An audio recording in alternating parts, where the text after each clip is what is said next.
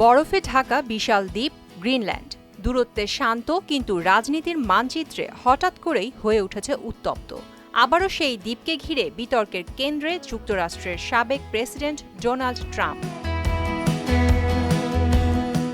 Greenland অধিগ্রহণের বিষয়ে আবারও বিতর্কিত মন্তব্য করেছেন যুক্তরাষ্ট্রের প্রেসিডেন্ট ডোনাল্ড ট্রাম্প।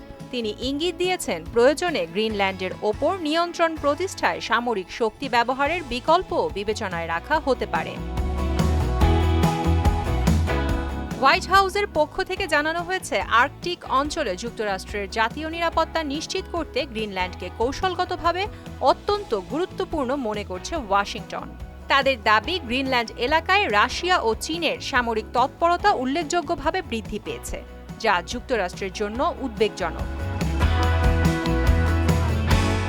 মার্কিন প্রশাসনের মতে, ডেনমার্কের পক্ষে এই বিশাল ও দুর্গম দ্বীপটির নিরাপত্তা নিশ্চিত করা ক্রমেই কঠিন হয়ে উঠেছে। এই প্রেক্ষাপটে আর্কটিক অঞ্চলের স্থিতিশীলতা ও নিরাপত্তা বজায় রাখতে যুক্তরাষ্ট্রের সরাসরি হস্তক্ষেপ প্রয়োজন হতে পারে বলে মন্তব্য করেছেন প্রেসিডেন্ট ট্রাম্প।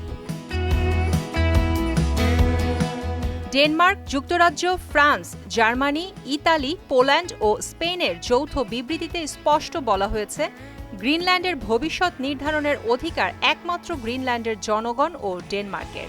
একই সঙ্গে কানাডাও এই ইস্যুতে ডেনমার্কের পাশে থাকার ঘোষণা দিয়েছে।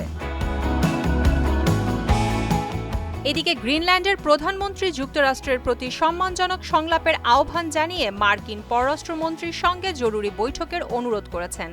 তবে ডেনমার্ক সরকার যুক্তরাষ্ট্রের নিরাপত্তা সংক্রান্ত অভিযোগ সম্পূর্ণভাবে প্রত্যাখ্যান করেছে।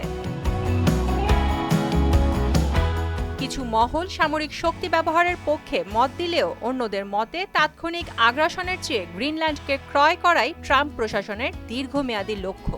একই সঙ্গে মার্কিন কংগ্রেসের রিপাবলিকান ও ডেমোক্রেট উভয় দলের সদস্যরাই ডেনমার্কের সার্বভৌমত্ব সম্মানের আহ্বান জানিয়েছেন।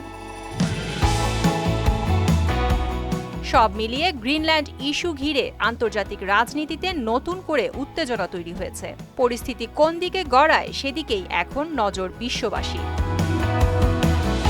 প্রিয়াঙ্কা নিতু, মোহনা, ডিজিটাল।